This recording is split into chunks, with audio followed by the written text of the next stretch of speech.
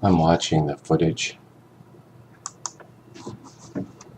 of By Democracy Now! On the Boston Marathon bombings, the capture of the young 19-year-old. The police were going door to door without warrants, just going in. They'd have the families removed and search the house. They found him in a boat in the backyard. He's now in the hospital. He was seriously wounded. He's not talking, but he is writing notes, apparently, and the investigators, they haven't read him his Miranda rights.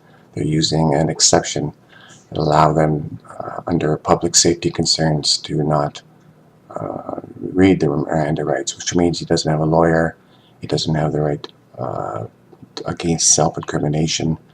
Our American friends, their rights are being slowly eroded away by the practicalities of the way the police conduct themselves. His older brother, who's dead, was investigated by American authorities on the request of Russia because of his contact with and radicalization under Islam. This, of course, simply means that he was already looked at and found there to be no wrongdoing. And that's why there's some question as to whether or not the younger brother truly has any involvement with Islam.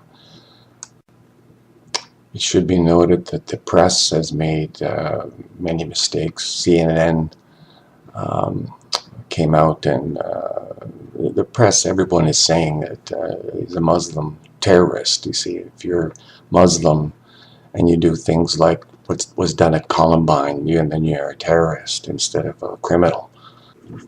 I've also got footage here. I'm looking at the burned out remnants of buildings around the fertilizer plant down near Waco, Texas, where they were storing 1,300 times more ammonia. I can't remember the name of it, that they were allowed to without being investigated or inspected. And that probably has something to do with, or at least the implication is it has something to do with the explosion. We're now up to 12 first responders, firemen were killed in the explosion after the fire. So that is horrendous. They're heroes, but they're dead heroes. Their families are dead. Heroes to remember, that's all they've got is dead heroes. So it's a terrible situation down there as well.